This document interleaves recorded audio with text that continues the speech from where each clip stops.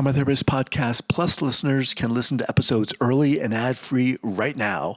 Become a Plus listener by going to Apple Podcasts, searching for the Trauma Therapist Podcast, and signing up today.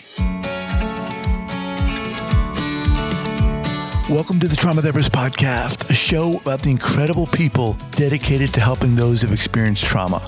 My name is Guy McPherson, and my mission is to raise the awareness of trauma and to inspire each of us to help those around us. Audrey, you ready to do it? I'm ready. All right, so here we go. So 5, 4, 3, 2, and 1. All right, folks, welcome back to the podcast. Very excited to have as my guest today, Audrey Burke. Audrey, welcome. Thanks so much for having me, Guy. It's good to be with you. Awesome. So Audrey is a somatic practitioner and bodyworker specializing in helping highly sensitive people heal from trauma and chronic stress. Drawing from her own experiences as an HSP, Audrey understands the unique challenges of navigating the world with heightened sensitivity. With over 15 years of experience in body-based practices, she began her journey as a restorative yoga teacher, which eventually led her to become a practitioner of transforming touch for developmental trauma. A licensed massage therapist and now a student in her advanced year of somatic experiencing training. Audrey's trauma-informed approach supports clients in regulating their nervous systems, reconnecting with their bodies, and building resilience, helping them feel more grounded and at ease in their daily lives. Audrey, awesome. Before we get going here, share with our listeners where you're from originally and where you are currently. Okay. I'm originally from Long Island, New York, and now I'm based in Durham, North Carolina. I used to live in Long Island. I'm from New York originally, but used to live in Long Island. Oh, nice. So, I thought maybe I knew New York, but I wasn't sure it was Long Island or somewhere else. Yeah. Awesome. Okay. So you have a really interesting background. Touch is one of those things that's kind of like a lightning rod, I feel, in the healing industry. We're going to get there. Mm-hmm. But before we do, how did all this start for you? Yeah. So I think the big catalyst for me was what I call a nervous breakdown. It was about 11 years ago. It was right around my 29th birthday, and I was actually living in Italy at the time. I moved over there with my ex-boyfriend for his job. And while so much of our time in Italy was like beautiful and delicious and all the things you would expect Italy to be, right around like when we had been there about 2.5 years, I got really sick. I got a bad cold for a few weeks. And then after that point, I started having more somatic symptoms that were like pretty regular and just like affecting my everyday life. Like after that bad cold, I ended up losing like 30 pounds pretty rapidly. I got like irritable bowel syndrome, just like alternating constipation, diarrhea. There was a period of time I was so anxious it was hard to even go outside. We lived in Bologna, which is this like small medieval city and like medieval walls, and just like going outside felt overwhelming with the like bus fumes, like the smell of the cement, just like everything was overwhelming. And I did try to get some help in Italy, but at some point I was like, I really want to work with practitioners who are speaking my language. So, at that point, I decided to leave Italy. I moved. Let me just, sorry to interrupt you here, but this is, so prior to this onset of symptoms, had you had other experiences like this?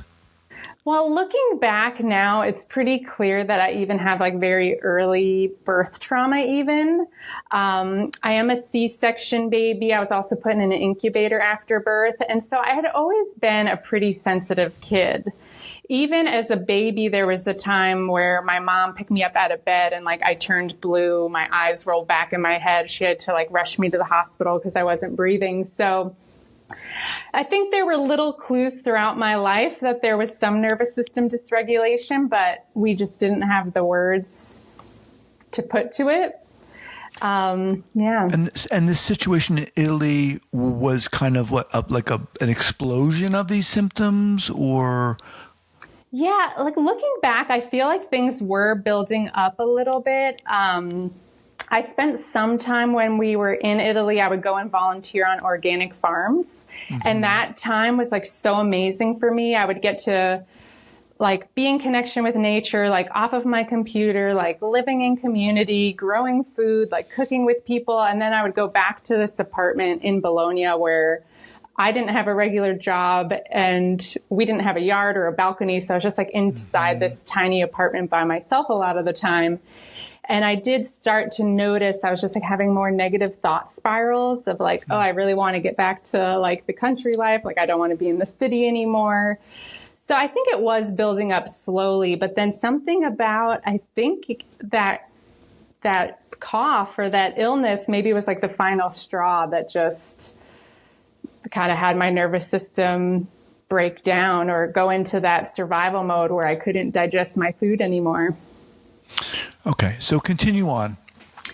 Yeah, so I tried to get some help in Italy. At some point, I was like, I just want to go back to the US where I can see practitioners who speak my language.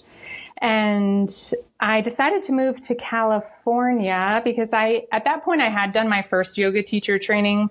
So I did have an idea that there was this thing of like mind-body healing. There was also one practitioner in Italy who had me read a book called The Body Has Its Reasons, which is written by a French woman.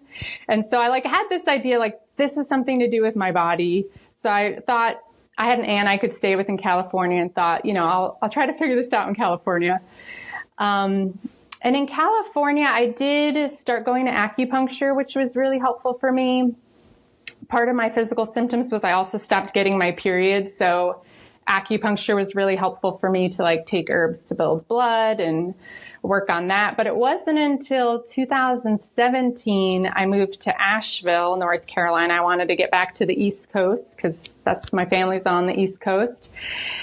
And there I made an appointment with an integrative doctor, and he was the first one at the end of our first appointment who slipped me a piece of paper with a list of some therapists and was like, I think you should probably read these books by Peter Levine. And so that was when somatic experiencing really came on my radar. Yeah. So where and how does the highly sensitive person or HSP, what, diagnosis, label, title, how do you want to refer to that? Yeah, so highly sensitive person, it's not a diagnosis, it's like a personality trait. I do feel like there's, you know, it's a little bit tricky because some of the signs of being a highly sensitive person have overlap with other conditions, like such as trauma. And so for me, it is this kind of unpacking of like what parts of this are maybe early trauma, what parts are hypervigilance, and what part is this like innate personality trait that I have that is just my high sensitivity. So I consider myself like a highly sensitive person with trauma. And there's definitely overlap with some of the symptoms. And I feel like probably a lot of highly sensitive people do have trauma because we are so sensitive and we live in a world, especially in the Western world, that's not really designed for sensitive people. But highly sensitive people have something called differential susceptibility. So we're more susceptible to both positive and negative experiences. So that means if we grew up in a household where there was chaos or there was, you know, an angry caregiver, we're going to be more negatively impacted by that than a non-sensitive kid. Like a non-sensitive kid might grow up in that environment and it doesn't really affect them at all. Right. So we're taking in everything. We're taking in all the subtleties of our environment and we're processing that all more deeply. So we are more impacted, I think, by stressful events than other people. But the good news is we're also receive a boost from positive experiences. So if highly sensitive people do grow up in a positive environment, or we get access to positive resources later in life, like getting to go to therapy or having a mentor, like we can almost take in that positive experience more than someone who's not an HSP. So we also have this like a profound ability for healing and growth. So when you say highly sensitive, you were just describing certain experiences. Yeah. Is that what we're talking about here? Sensitive to experiences, sensitive to the world? Yeah. Or what? Yes. So the acronym that they use, the woman who wrote the book, Highly Sensitive Person, Elaine Aron, she uses the acronym DOES. So D is for like depth of processing. O is for overstimulation or overwhelm. So, I mean, we're taking in, like, if we're in crowded places, bright lights, loud noises, people's emotions, the mood in the room, even like sensitive to clothing. Like I can only really wear soft clothing. I can't stand wearing like fake fabrics or scratchy clothing. Right. And probably people have the things that they're more sensitive to than others, but really sensitive to kind of like all stimulation. And how did you find out this is what you were? Yeah. So it was kind of all coming together around the same time. I was like 32, 33 or something. And I had an appointment with that same doctor where I went in and he was asking me about stress. And I was like, I'm like, well, I'm living with roommates right now and I just am overwhelmed all the time. And I just said something to him like, I'm just starting to realize I'm a really sensitive person, because I could see my roommates were different than me. Like the things that are overwhelming to me, and they're fine. And my doctor looked at me like straight in the eyes and was like, well, I could have told you that. And he basically explained to me like, you're a highly empathic person. You know what people are feeling. Like all your friends want to tell you their problems. And he's like, what you need is boundaries. Like you don't need to go to the grocery store and be like taking in how everyone around you's feeling. You need to learn like when you have that on and when you turn that off. And I was like, that sounds great. How do I do that? And again, we, talked more about embodiment and somatic experiencing. And then just around that time, I was actually like, okay, I need to find a new place to live. So I started having meetings with some new roommates. And one of the people I met with was a highly sensitive person. And when I was describing to her just like how I was feeling in my living situation, she was like, you sound like a highly sensitive person. Have you read this book? And that really like brought all the pieces together for me. It's amazing, isn't it, when you read a book like that or you talk to someone like that and things click. Yes. You're like, you see yourself in that. You're like, and I don't know, there can be comfort in that. There can be empowerment in that. There can be clarity in that. There can be hope in that. Mm-hmm. You realize you're not nuts. Exactly. Yeah, exactly. So, all right. Let's talk about you and the work. First of all, do you speak Italian? How long were you over there? I was there for like 2 years and 8 months. Okay. I can get by in Italian, but I always felt like a little bit, like they would say in Italian, una stupidella. Like I felt like a little bit of a diss. That's funny.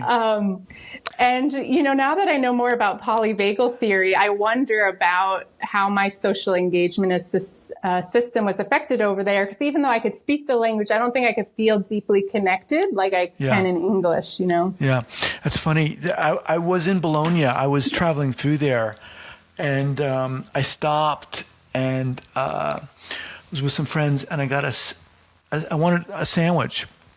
And I knocked on this market and it was closed. It was like during that time and during the day. But this elderly woman came around and I didn't know any Italian, but she was so nice and lovely. And she welcomed me in and they gave me this sandwich that was like amazing. It was like the simplest sandwich, but it was like friggin' unbelievable. Mm-hmm. And then I left. And then, I was walking down the road and she comes out and she starts like screaming at me and she starts going like this. Why is this lady telling me to leave? But of course she meant come back. Come here, yeah. It was so funny. Yeah, they do it like this. Yeah. I went back and she gave me something else. It was I'll never forget that. Anyway, All right. So walk us through how you came to need or want to like work in this area and start working with touch, which is a topic in and of itself. Yeah. So the first therapist I landed with in Asheville was actually not a somatic experiencing practitioner. She was Hakomi, and we worked together for a couple years, and it was okay, but it was clear to me like something was missing. And I finally went to her after the couple years, and I was like, I need to work with someone who like specializes in trauma. And that was when I finally landed in the office of a somatic experiencing practitioner named Sherry Azar. And she was also a transforming touch practitioner. And I think in our very first session, we did some touch work. And after our first session, my body just felt this huge wave of relief of like, oh, this is what my body needed. And I think like, this is what maybe I thought somatic therapy was going to be, but like, this is what I need, exactly what I need. So I was really inspired by the work I did with Sherry. And then she ended up passing away in 2023 from lung cancer. And so I have this like extra inspiration that I want to like carry the torch forward, of course in my own way, but I was just so inspired with how she helped me that I want to be able to do that for other sensitive people. So you walked in there with her. What did she do? Yeah. So literally, what did she do to? Yeah, I would have to I probably wasn't so present in our very first session. Like now that I'm a practitioner, I'm always like tracking what people are doing, but she was trained with Stephen Terrell, which now I've done that training as well.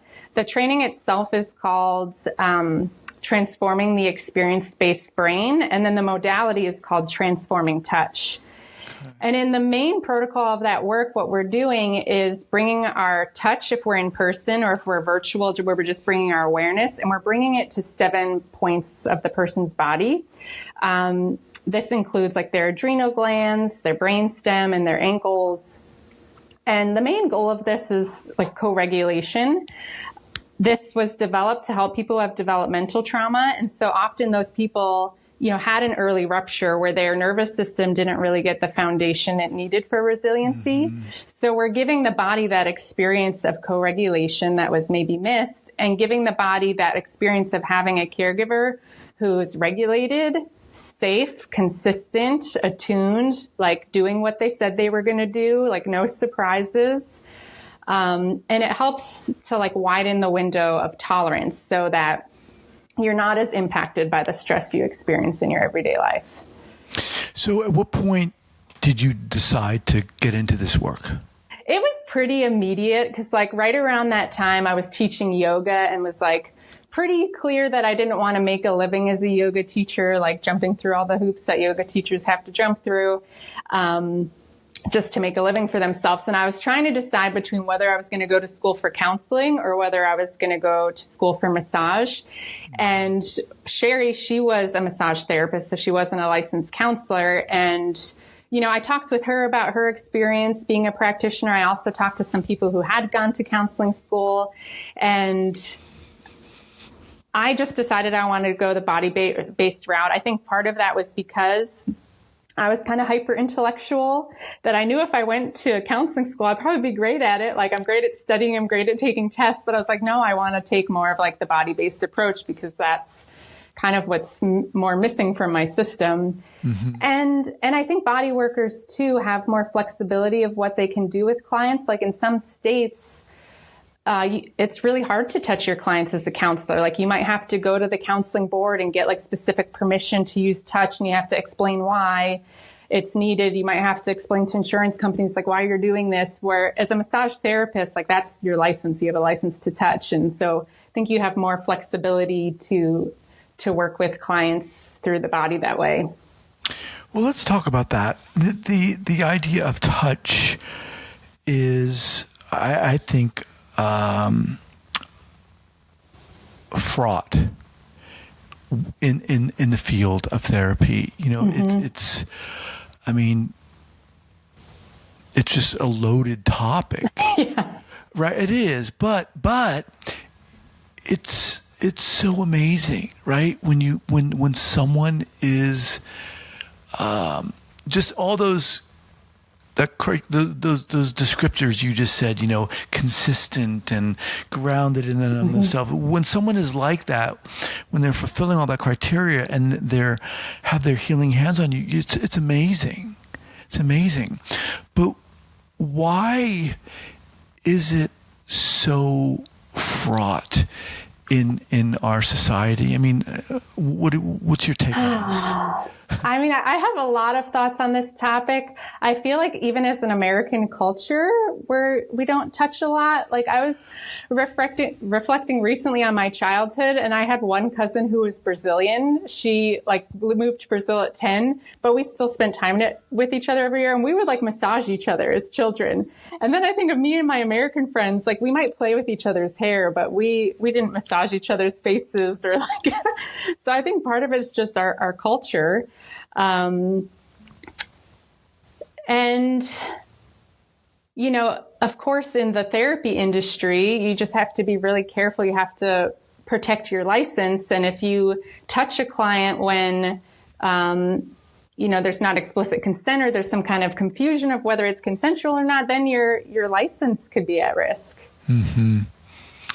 A long time ago, I interviewed a gentleman by the name of Jerry Vest, who has since passed on, but he was a therapist and he worked with a lot of military dudes. Mm-hmm. And he said touch was so important to the work that he did with these guys who were suffering from PTSD. And I'll never forget that. And he said, how can you heal without touch? How can you do it?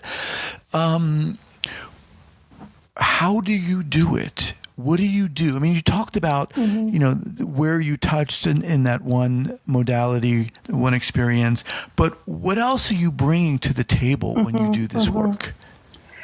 Well, yeah. And the amazing thing is we can also do this virtually. So you can do it where your hands aren't physically touching someone. And it's, of course, it is nice to have a physical hand there because you can feel the contact, you can feel their warmth. But really what we're bringing is our intention to that point.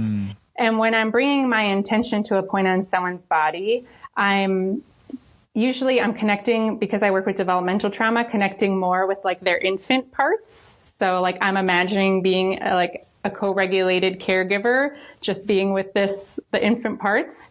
I also hold, I'm not trying to make anything happen, but I hold an intention of just the possibility of healing. I hold the body with gratitude, especially when we're at the adrenal glands or the brain stems. These parts of our body are really active when we don't feel safe. And a lot of us feel ashamed about those responses, but it's actually I'm holding them with gratitude because you've been working so hard to keep us safe. And and right now in this moment, you have some support. You can relax if it feels safe enough to relax, but also no pressure. You can be right where you are. Mm-hmm. Which is, that idea, that word intention is so crucial. Just from what you were saying, I was kind of feeling a certain settledness and relaxed in myself because oftentimes we don't get that. Mm-hmm. Right? We don't get someone who is bringing their kind of equanimity and regulation and intention into our soul like that. That's amazing. And when you're talking about people who've been impacted by trauma, that's exactly what not only didn't they have, but oftentimes it was ripped away from them. Intense. And especially because with really early developmental trauma, which typically happens before the age of 3, you don't have memories of that time. Your brain is not yet forming those kinds of memories. And, touch is our first language. That's how you first start relating with the world, is through touch with your caregiver. So what do you do? How do you work?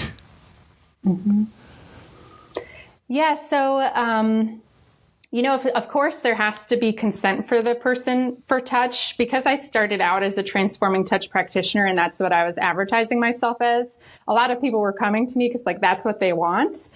Often they were people who had even already tried somatic therapy, but their somatic therapist didn't use touch. So they were specifically seeking out someone who uses touch. Mm-hmm. But I have had clients who come to me and are like, actually, I don't like to be touched. I guess you're going to touch me because that's what you do. And I'm like, no, I don't have to touch you. There's other stuff we can do. And with that, some of it's exploring their resistance to being touched, or just honoring their boundary that they don't want to be touched, and working through that. If people do get on the table, I'll typically do the 7-point protocol, which is the main protocol. We'll just do that for 6 to 8 weeks. And again, that's to give their nervous system that feeling of consistency and safety. Mm-hmm. And just our nervous systems developing a relationship with one another so that we both feel safe around each other. And then over time, we might add in additional enhancements, we call them. Some of that could be bringing in some more of the somatic experiencing work. We might be, tracking more sensations and talking about what they're feeling in their body. We might be doing some uncoupling work where we notice areas in their body where there's tension, areas in their body where there might be more ease, and we can shift their awareness between those different points and just get curious about what happens. And then some of Stephen Terrell's work is also around primitive reflexes that might be retained. So that could be things like the moral reflex is a well-known reflex. And these are reflexes that babies have that are supposed to get integrated at certain, at 6 months or a year and a half. But if you have disruptions early in your life, those reflexes can get retained and affect your nervous system. So I might be leading people through doing some movements that kind of resemble those reflexes, just to add some activation to the system, see what happens. And we can try to integrate some of those reflexes if they're still there. I would imagine that this can bring up a lot of stuff for people. I mean, just you going over that 7-point mm-hmm. thing.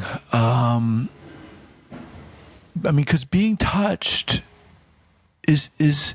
it's a heavy duty thing, mm-hmm, right? Mm-hmm. When you're going into a healing process like that, and an experienced practitioner is doing that, can you talk about what? I'm sure you've had stuff come up.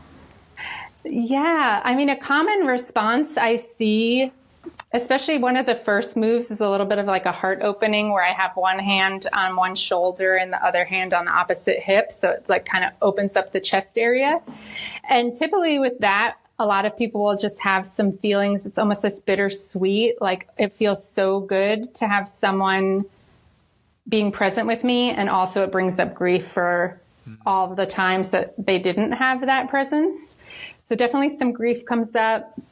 There'll also be some resistance to relaxing. If their parasympathetic system starts coming on a little bit more, there's a little bit more relaxing. Well, then there can often be this anxiety that comes right after, and the meaning making of it's actually not safe to relax. Right. And so we can kind of go back and forth, watch those waves of, we call it trauma vortex, counter vortex as they come, and just normalize that that's a normal part of the process. Now you don't have to answer this question, or feel free to do so to the degree you feel comfortable, but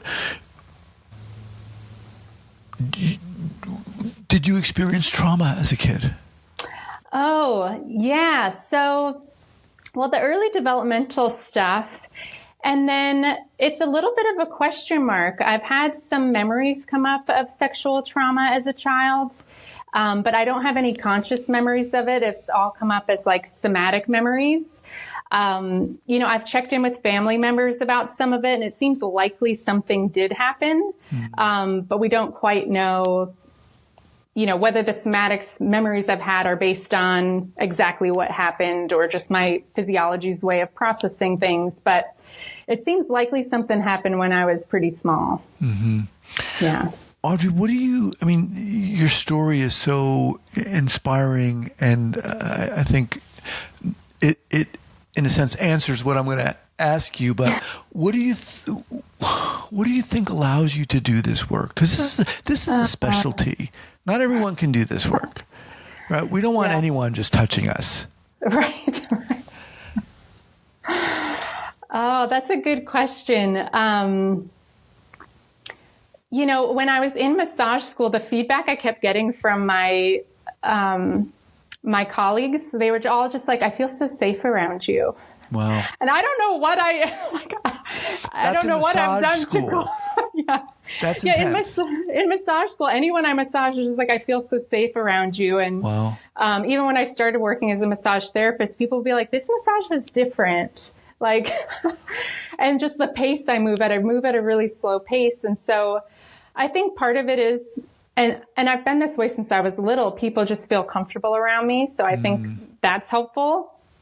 But I think for me too, what drives me is that experience I had with Sherry, where when I was in so much distress, and really a lot of people don't know how to help someone who are in that position.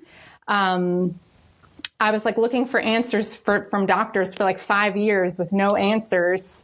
And so to have Sherry, who finally was like the first person who really got it, really changed the course of my life. And so I think that's where my fire comes from, of like, I don't want this to be so hard for other people to find the support they need. Mm-hmm. I would really love for touch work to be like, come a little bit sooner. Like, even if someone sees a child struggling, like, oh, what if, have they tried some kind of body work? I wish this intervention was used more readily, because right now it's usually, as one of my SU teachers says, like the last stop on the block. People have tried everything else. They've tried talk therapy. Maybe they've even tried somatic experiencing, and there's like something still missing. And then like years later, they find a touch therapist. Is often how it happens. Go back to Sherry. What did she do? What did she do that was so life altering?